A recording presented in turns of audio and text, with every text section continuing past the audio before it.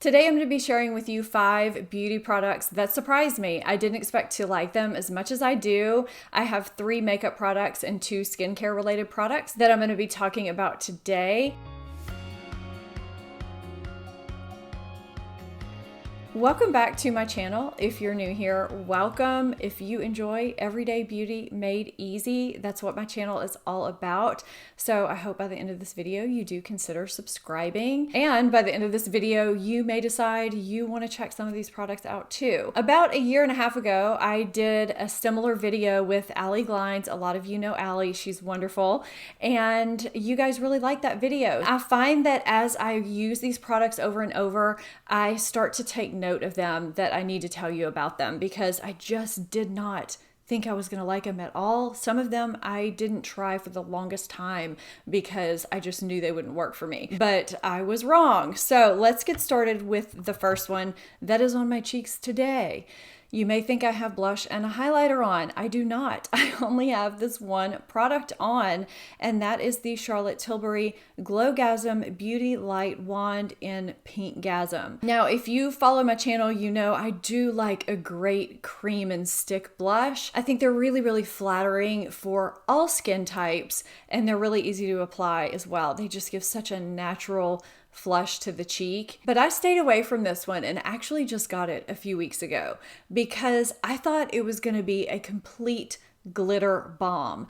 I have the Beauty Light Wand in Spotlight, the highlight, and this is in the same category. It's on the same page in Sephora, and every time I would see swatches, and when I swatched it on my hand in Sephora, it just looked too glittery. And as a woman who is 44 years old, I just thought, you know, this is gonna highlight everything that's wrong. Well, I just decided to bite the bullet because a few of you recommended this to me, told me I needed to try it. It is really beautiful. It's a warm pink touched with kind of this gold highlight, but it's not overdone. It does give a beautiful glow to the cheek, and if you're someone who does like highlight, it does eliminate a second step if you are into multitasking the way I am. And I do feel like the tone is flattering for multiple skin tones. My one complaint is the applicator because I just don't like these sponges.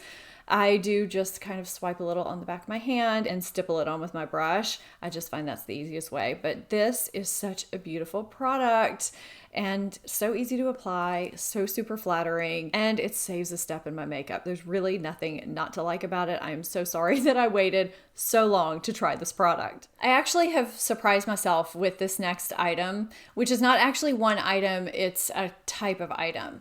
So I have always used my fingers to apply face masks and gel type substances, and recently realized how much I have been using skincare brushes instead of my fingers, and I've been loving it, and I don't think I can go back to using my fingers. I just thought they were kind of hokey, to be honest with you. I mean, why not just use your fingers? It's no big deal. But since I had it, one day I just started using an old MAC flat paddle foundation brush to apply face masks. I really enjoyed it. I like the fact that I didn't have to rinse my hands after. They didn't get all messy and nasty, and it applied the mask a lot more quickly and more evenly. But not everybody has a foundation brush just laying around, and they're not always cheap either. I mean, I just don't see this type of foundation brush everywhere anymore. And skincare brushes are becoming a thing. And so I had picked up some cheapies from Amazon, and this one's starting to fall apart. I can hear the gold part rattling around from the clear part. So I don't know how much longer this one is going to last. And then Sigma had sent me some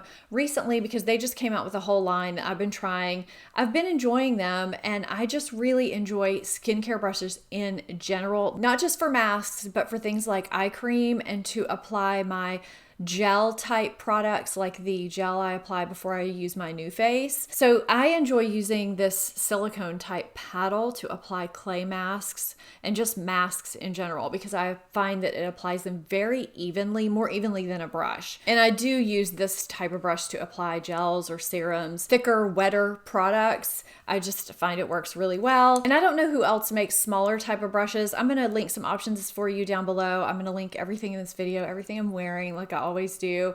They have smaller brushes too if you need something to get around your eye. I think that's really great. This is specifically for eye cream. I think that's fantastic. I mean, how many of our eye creams do not come with an applicator or a scooper, and then we're dipping our fingers in there every day? It's just not very hygienic. And this is a spatula. I mean, you could use this for foundation in addition to eye cream or whatever product. I just think that skincare brushes in general are so much more hygienic, whether you're using them for moisturizer or serums or eye creams or whatever. At first, I thought it was just so useless and just kind of extra, but I did a complete 180 on it once I started really using them. So I'm kind of surprised by that. I absolutely adore this next product, and it's sat here untried for the longest time because I thought I have enough mascaras going on in my life, in my rotation. I do not need to open up a new one. And I had a few of you guys tell me I needed to try it. I knew my friend Michelle Wong loved it. And so I thought, I'm going to get it out. I'm going to try it. I'm going to see what the fuss is about. This is just the coolest thing. It has this twist brush applicator. So when it's longer like so, it lengthens your lashes, and that's the step that I do first. Then you twist the bottom and it gets all twisted and shorter, and that gives you your volume. It does a great job of making my lashes lengthened and separated and full at the same time. It's a great everyday mascara. I can wear it at night as well, and my lashes just look beautiful. Now, I had only tried this over a light layer of a waterproof mascara because my lashes just won't hold a curl usually with most non-waterproof formulas. And one day I decided to try it without a waterproof layer under it, and it does hold my curl too. So this is just a fabulous mascara, and I'm so sorry I waited so long to try it because this is one of my absolute favorites. And yes, I am holding up two because they sent me their limited edition Terribly Paris collection, and in it was this limited edition mascara. So fancy, so pretty. So now I have two, and I'm so happy. This next product is one I stayed away from because I have terribly sensitive skin, and the name of it, the description of it, everything about it just told me to stay away. And I kept hearing from you guys and other people that even sensitive skin could do well with it, and that I really needed to try it. But also what kept me away was that a makeup company made it. It's not really a skincare company. And I was just like, no, I'm not gonna try this product. So I ended up getting a sample size, I don't know what this came in, of the Tarte Knockout Tingling Treatment.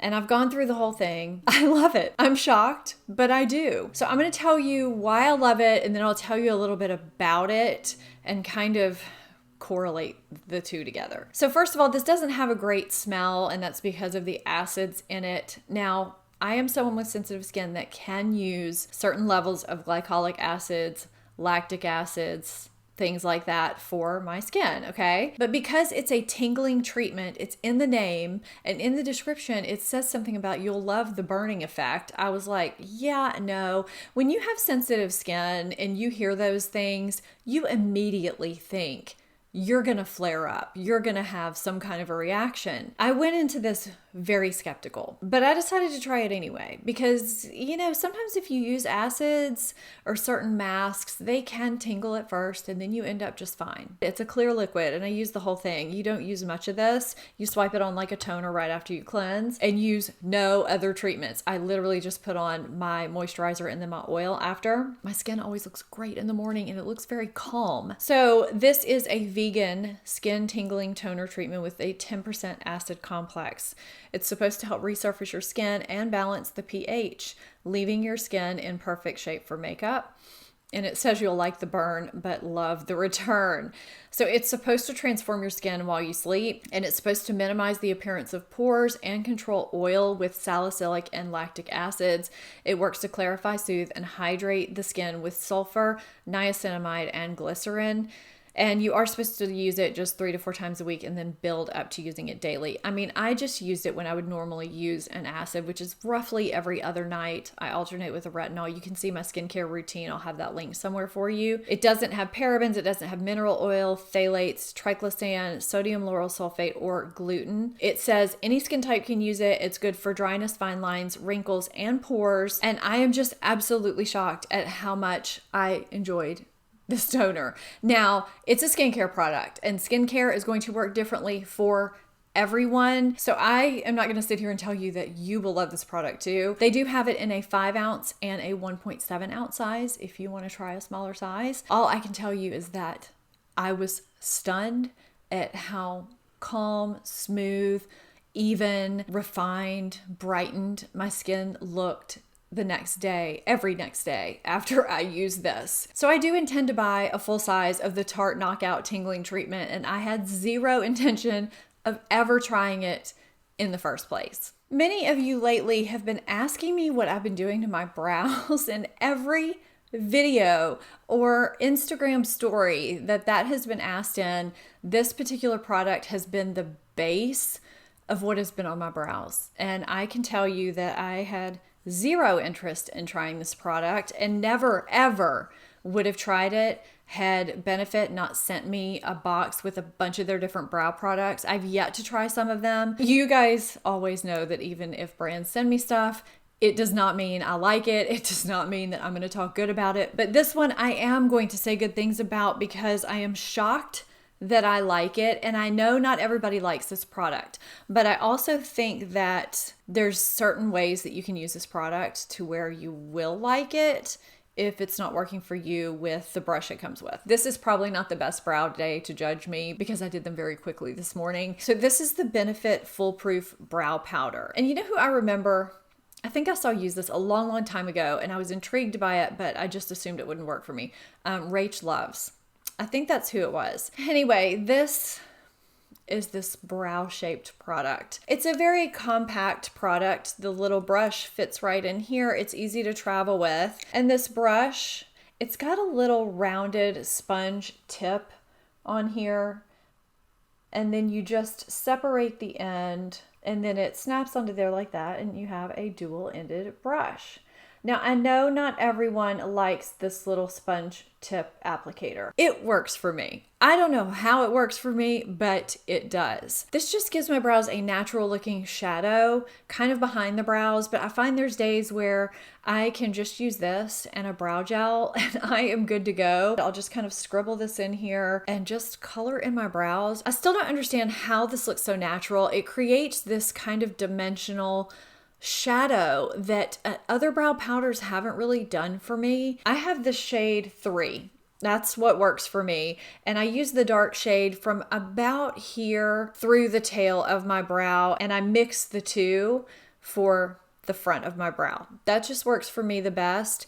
Now, if you find that this little sponge applicator isn't working for you, you can always use a regular slanted brow brush. Sometimes I do that for the tail, but I find this to be very quick. I just smudge this through my brows and it gives me that shadowy effect that looks really natural. I don't like a super precise brow though. I think I'm kind of abnormal like that. I just kind of like a more natural looking brow. Most days, this is what I've been using lately with a brow gel. No pencil, no nothing, unless I need to just kind of refine the tail a little bit. And I really like it a lot. I'm so surprised. I never would have thought with as sparse and as uneven as my brows are, that a brow powder without a fine defined brush would work for me at all. I'm all about mimicking brow hairs when I use a pencil or a pen, and somehow this works. I don't know how. I'm sure there's other powders that are great too.